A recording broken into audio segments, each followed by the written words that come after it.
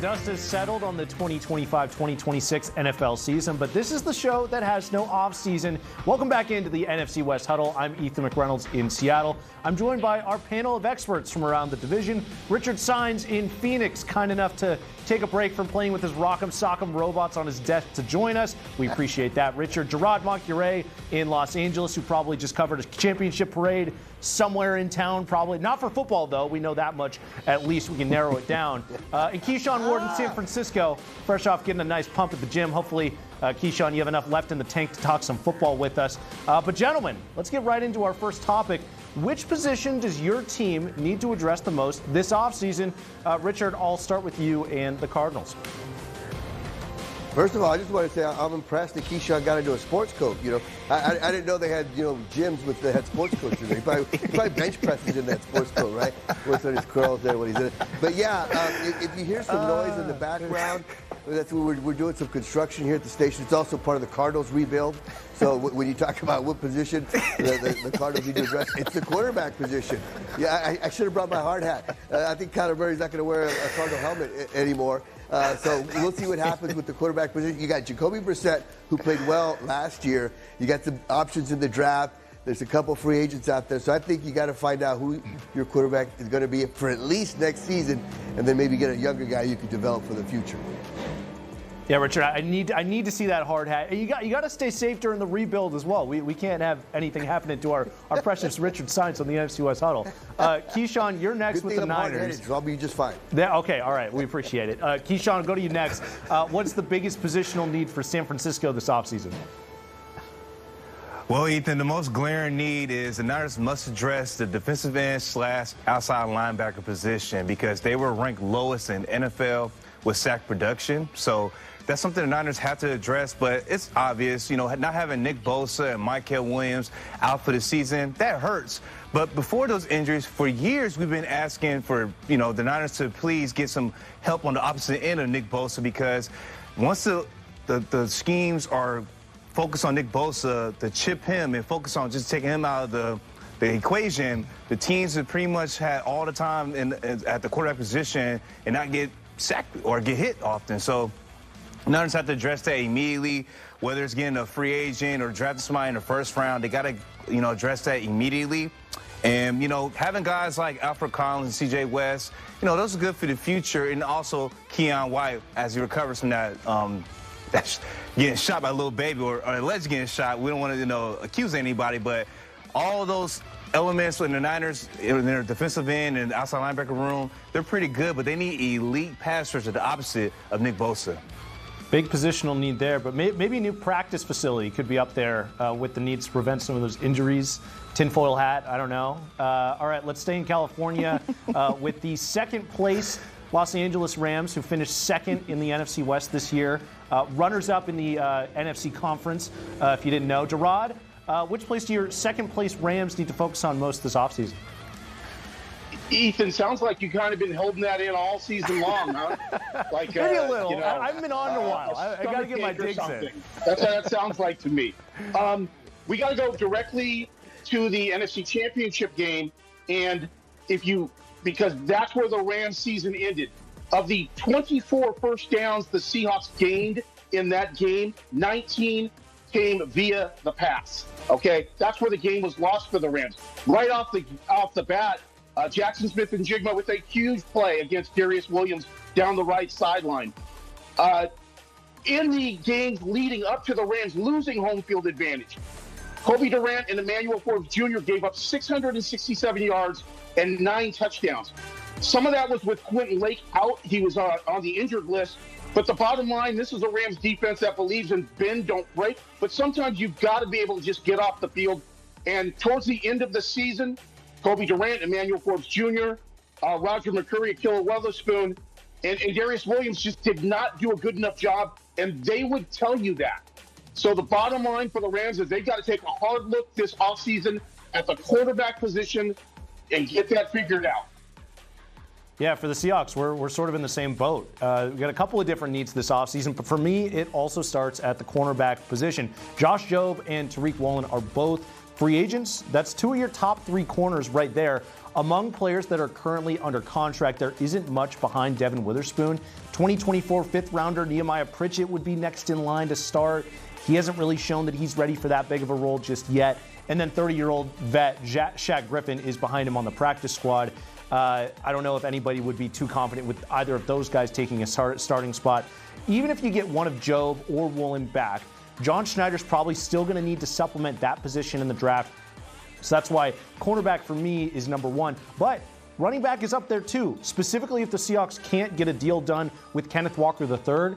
Zach Charbonnet tore his ACL in January against the Niners. He figures to miss most of next season. If Walker ends up leaving in free agency, that running back position is considerably thinner. It could be just as big of a concern for the Hawks this offseason, given Charbonnet's injury, the time he's going to miss. And speaking of free agency, let's just go right along to our next topic. If you could pick one current free agent for your team to sign that did not play last season with your team, so they wouldn't be re-signing with your team, who would it be and why? Gerard, I'll go to you first, the Rams. Okay, we just got done talking about the cornerback position. So for me, it's Jalen Watson, the cornerback, formerly of the Chiefs. I guess you could still say he's with the Chiefs, but he's a free agent. It's going to cost them, estimated 3 years, $40 million. But the Rams need a lockdown corner. I just gave you all the reasons why. And if I am Sean McVay and Chris Shula, I'm going to get myself, with some of this money, a corner that can possibly, you can put him on an island. I'm not going to say he's like Darrelle Revis or anyone like that, but they got to get this position a little bit more shored up to go with the rest of their defense so they can get off the field when they need to, not just letting a team like we saw the Seahawks expire the clock for the most part in that fourth quarter of the NFC Championship game. You've got to just be able to go 3 and out sometimes. They didn't do that enough. So that's where I would target. I would go Jalen Watson. He's only 27 years old. That would be my target. Richard, the Cardinals have some holes to fill in that construction zone that you're in the middle of. Which free agent would you pick for the Cardinals? Yeah, when you got so many holes to fill, right? It's such a big rebuild, as you can hear in the background right now. Do I have to pick just one? Can I pick several? Because that's how many crazy, Richard. holes they got to fill here. There's a lot of these. First of all, can I just say how much I love this show? We can get a little baby reference in the show, and it's just like nothing, I want to mention the baby because I like the baby better than little baby. It's not the baby, that's my baby. That's the guy I like. But anyway, back to the topic at hand. Yeah, I like Kenneth Walker because you never know about James Conner. He's a little long in the tooth, so Cardinals are going to need a running back. You saw how difficult it was for the Cardinals to function on offense without a solid running game. Then Breece Hall from the Jets is also a free agent, but I also like Elijah Vera Tucker, a guard with the Jets also. Oh, by the way, Mike LaFleur, before he got to the construction zone here in Arizona, he was with the Jets, drafted Tucker, so maybe he brings him here. So several options for the Cardinals, and of course, now that I'm done talking, they stop with the construction. Well, might I add a suggestion for you, Richard? The quarterback position needs to be filled. Maybe moving on for Carl. Geno Smith might be a free agent. One of your favorite quarterbacks in the entire world, right? You know what? And when he gets here, we'd be like, man, I always believed in you. You're my guy. You're my guy once he gets here. The switch-up would be fun to watch. That would make this show a lot more entertaining. Hopefully, Gino, watcher of the great. NFC West Huddle, hopefully he'll make it happen for us. I'll go next with the Seahawks. We talked about the cornerback position. I feel like John Schneider can supplement that with getting one of either Josh Jobe or Tariq Woolen back. I would go with Josh Jobe personally, and then getting a guy in the draft. I'm going to go with edge Trey Hendrickson. The Seahawks were rumored to be interested in trading for Hendrickson during his holdout last offseason. So I'd love to finally see him here in Seattle after all the daydreaming to add some pressure off the edge on this already elite defense. He had an injury-riddled 2025 season playing in just 7 games, but had back-to-back 17.5 sack seasons in 23 and 24. He's the type of guy that would instantly raise the ceiling of this already incredible defense. They were very good at rushing the passer last year, but they mostly got their pressure from the interior of the defensive line with Leonard Williams and Byron Murphy both logging 7 sacks apiece. That was tied for the team high. But with edge rusher Boye Mafe hitting free agency, and he sort of looks like a guy the Seahawks will have to let walk, I would love to see Hendrickson take his snaps from Mike McDonald's defense. I don't know how realistic it is because of the price tag. That will probably come with him and extensions needing to get done with JSN and Spoon. But that's the guy I really want the Seahawks to go out and get, even if it maybe isn't the most realistic thing in the world. Keyshawn, over to you next. What are you thinking for the Niners? Wow, Ethan, you pretty much took the guy I was going to say. I thought Trey Hendrickson would have been here last year during the trade deadline, but the Niners went on ahead and got Keon White instead. But since you chose Trey, I'm going to go a route most people in the Bay who want to see in the red and gold. I would say Max Crosby. He's 3 years younger than Trey. He's 28 years old. He's still elite at his position. And like I've mentioned earlier in this show, the Niners need an elite pass rusher. And I just think that they keep kind of getting these clearance rack. No offense to the guys out there that's on the team, but they're not elite at the position. They're good guys, but they need somebody to really, get attention away from Nick Bosa, and then I think Max Crosby can really do that. Now, the problem is, if they get somebody like Max Crosby, they will have to give up some draft capital. But a player at his caliber, I think is well worth it if the Niners want to win a Lombardi trophy. Yeah, another guy the Seahawks have been connected to. Wouldn't mind either of those players. All right, we're going to take a quick break, but we have more NFC West Huddle right after this. Welcome back into the NFC West Huddle. We're rolling right along to our next topic. Over the last 10 years, the Rams have won the division 4 times. The Seahawks and Niners have both won it 3 times. Looking at the next 5 years, which team do you think wins the most NFC West titles? Keyshawn, which team are you picking and why? I'm going to go ahead and pick the 49ers just because I think that the Los Angeles Rams with Matt Stafford and Sean McVay, I think once they win another Super Bowl, I think they're going to walk on to the sunset. I see Matt Stafford being accomplished in his career. He has 2 Lombardi trophies, and what else he has to prove? Sean McVay, he's already flirted with the idea of becoming a broadcaster, so that'll be interesting to see. And then with Seattle, their defense is young and brash, but 5 years from now, all those guys are going to get paid at some point. And I'm looking at the Niners. Their quarterback's already been paid with Brock Purdy, and most of their team is pretty young and cheap. So I think that the Niners will have more division titles in the next 5 years. Richard, I don't want to call you the neutral party here, but it's been a while since the Cardinals have won the division. Which team do you think runs the division for the next 5 years?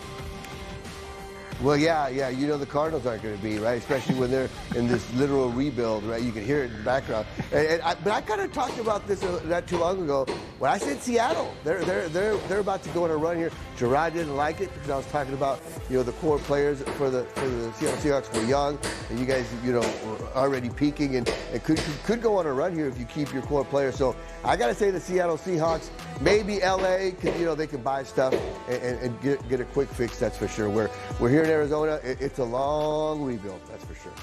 Yeah, the rebuild. You got the sound effects in the background, pretty appropriate. Before Gerard predicts the Rams to win the division for the next 5 years and beyond, probably, I'll give my pick. No surprise. I'm going to go with the Seahawks. In my opinion, the Hawks have the best coach in the NFL in Mike Macdonald. The way he was able to establish his culture as quickly as he has and gotten complete buy-in from the players is special. And that's not going away in the next 5 years. Keyshawn, as you alluded to, maybe some of the players are going to change. Mike Macdonald, his messaging, his culture, what he's building, that's not going anywhere. Also, throw into the fact how well his defense has performed against Kyle Shanahan. I like the Seahawks' odds against specifically the 49ers. He's only 38, the 3rd youngest coach in the league. He's going to be a problem for the rest of the division for years to come. Pair that with one of the youngest rosters in the league, a young offensive line with both cornerstone tackles recently signing extensions, a quarterback on a very team-friendly deal, at least for the next couple of years, and then recent draft classes filled with quality starters and all-pro players, some superstars even. The Hawks are stacked. Even with a lengthy list of free agents this offseason, the Seahawks are well-positioned with the 6th most cap space in the league. John Schneider has this team set up to be a legit contender for the foreseeable future. They are my pick to run the division for the next half decade. Gerard, I feel like I know what direction you're going to go, but what about you? What team are you going with and why? Okay, well, I'm going to break Keyshawn's heart here first because Sean McVay, after they won that first Super Bowl in 2021, of course, there was talk of him stepping away. I had a sit-down interview with him at the beginning of the year, and he told me now he and his wife, Veronica, with their 2 children, he just had another kid, are set in a position, both financially, obviously, but more mentally and physically, where he said he told me this preseason, he was set to coach the Rams for the next 10 years. Okay, so let's get that off the board. Now, these things can change if you win another Super Bowl and the network's throwing millions of dollars at you. But that's what he said to me this preseason a couple of months ago. So he's not going anywhere as far as I'm concerned. I will say this. Matthew Stafford's 38. He's going to come back. Devontae Adams has another year on his deal. He'll come back. You take those two out of the mix, and they are big-time players in the Rams organization. The Rams are the third youngest team in the NFL. If Stafford leaves, you do have to replace the quarterback spot, which is the most important position in sports. That will not be easy. But this Rams team, if they can find the Stafford replacement, will be very competitive over the next 5 years, which is what the question is. So I'm going to continue to pick the Rams. They're going to win the division, I think, next year, and then we'll go from there. Yeah, one thing is for sure, these teams are going to be fighting for the next 5 years. But I think, Richard, you said you were going to be okay. I think we need to get you that hard hat, though. We'll see if we can do that in the break. We're going to step aside really quick. Don't go anywhere. We got more NFC West Huddle coming up. Welcome back to the NFC West Huddle. We have one final topic to get to, the NFL Combine. It's beginning. So in that vein, which Combine drill do you personally think you would be best at, and which one would you be worst at? Speaking of drills, I feel like it's most appropriate to go over to Richard first. Richard, I don't know if they're building like the Combine set over there for you guys. I got my drill. I'm ready. It's a different kind of drill. Which drill, other like football drill, would you be best at? Which one would you be worst at? Yeah, I'm full in on the rebuild here for the Cardinals. Got my drill, got my goggles. This is the best drill I'm at right now. This is the drill I'm best at right now. I don't know about the 40-yard dash. That would be my worst one. I hurt my ankle just walking into the station today for my car. I'm like, what's going on here? So that's what happened to me. So 40-yard dash would be my worst one. Maybe the cones, because I'm cat quick. I don't have the speed anymore, but the lateral movement I have. So that's other than this drill, that's the only other drill I can be good at. So guys, back to you. Yeah, you're quick with the comebacks too. I love it. Keyshawn, let's go over to you next. I was giving you crap at the top of the show for being buff. We all know that you got the arms. Pick the bench press. Just say it already. Yeah, I'm sure you could put up some numbers on the bench press. I would love to see that. But which drills are you going with? So it's funny, I already knew you guys assumed I would say probably bench press probably be the best drill, but it's actually not. Okay. I think if I was to test at the Combine this week, I'd probably get somewhere between 10 to 13 reps with 225. Shocking, right? But I don't think I'll get like some of them were in the 20 or 30 reps. The best drill for me is actually going to be the vertical drill. I'm only 5'9", but I could jump, man. I ain't tomahawking like LeBron James, but for somebody at my height, I can jump pretty high. The last time I tested for a vertical jump was probably when I was like 22 years old. I got a 33, and according to ChatGPT and Google, the above average, most people get 16 to 20. I'm at 33 at my height. Not too shabby, I might say. The worst, it's just kind of strange, is another jump, is the broad jump. Since I'm only 5'9", I can't jump that far forward. I don't know why, but God gave me the gift to jump high, but not forward. So the best would be vertical, but the worst would be broad jump. Wow. Keyshawn, okay. All right. Don't step on a pickup court, go up in transition against Keyshawn. He'll make you look like a fool, put you on the ground. Gerard, let's go over to you. What are you going with for best and worst drill for you? Well, I'll start with this. I'm older than all you guys, okay? Now, I did play college basketball, Division II college basketball, and back in those days, I was pretty fast and pretty quick, and I could jump. I could dunk a tennis ball. I don't have huge hands, but I could jump. What I still can do, I can't do those things anymore, but what I can do is I can bench press. I can definitely probably put up right now 225 between 12 and 15 reps. So that would be my strong suit. All the speed drills, the agility stuff, out the window. Those days are over. Those days are over. Long over. So I would stick with the bench press. The other stuff I'd have to leave alone. Wow. We're learning a lot of stuff here on the NFC West Huddle. Go ahead, Richard. I said the Wonderlic Say test. that Is again, a drill? Heath? I think I'd be pretty good at that. Yeah, we're learning a lot. What I have learned today is we need Keyshawn and Gerard on a bench press, and we got to settle this. That's a competition. Hey, we can do love to this. see. Gerard, I'm ready. Let me know. You guys are in the same state. Just roll up I-5. Let's we'll not get hurt it going. ourselves, okay? You gotta get some cameras there. Yeah. For me, the 40-yard dash would probably be my best drill. My speed was definitely my biggest strength growing up, playing baseball as a leadoff hitter, contact guy. Thought I did pretty well in the 60-yard dash at a showcase event in high school. They do the 60 in baseball. That is until Corbin Carroll stepped up right after me and ran a full half second faster than I did or something like that. Richard, you know how fast Corbin Carroll is. Went to a rival high school of mine. That was one of those moments where it was like, there's levels to this. I don't know how much longer I'm going to be playing baseball. My worst drill, definitely bench press. Gerard, Keyshawn, I will be cheering you guys on. I'm nowhere close to benching 225. Not sure I ever will be. That's a dream of mine. I will say one of my favorite parts of the combine, watching the linemen make that barbell look like just like a styrofoam prop from a movie with how easily they can move that thing. I looked up the record. Justin Ernest set the combine record back in 1999 with 51 reps. Absolutely insane. I would love to see a human being do that. He never appeared in an NFL game, though, so maybe not the biggest indicator of future success in the NFL. Richard, we have about a minute left. Do you have a favorite part of the combine, a favorite drill to watch or anything like that? I like the 40-yard dash because I like the speed, but I also now I want to change my drill that I would be best at because Keyshawn was talking about it. I'm going to change it to the vertical jump because I still do that to this day. When my boss around here says jump, I say how high, and I just do whatever they tell me to. Like, hey, there's construction going on over there. Go do a show. I say, yeah, Captain, and I come and I do it. So vertical jump is what I'm going to switch mine to. And of course now the construction guys take a break when we're about to be done with the show. Now they're going to be quiet and go to lunch. Thanks a lot, guys.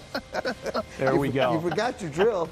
We got some athletes here at the NFC West Huddle. That is incredible. All right, on that note, we gotta wrap it up. That's gonna do it for this edition of the NFC West Huddle. We'll be back with more NFL talk next week as we continue to discuss the offseason and get to some more rebuild talk with the Arizona Cardinals. I'm sure that will still be going on for our friends in Phoenix. Thanks as always to our incredible panel from around the division. We'll see you guys next time.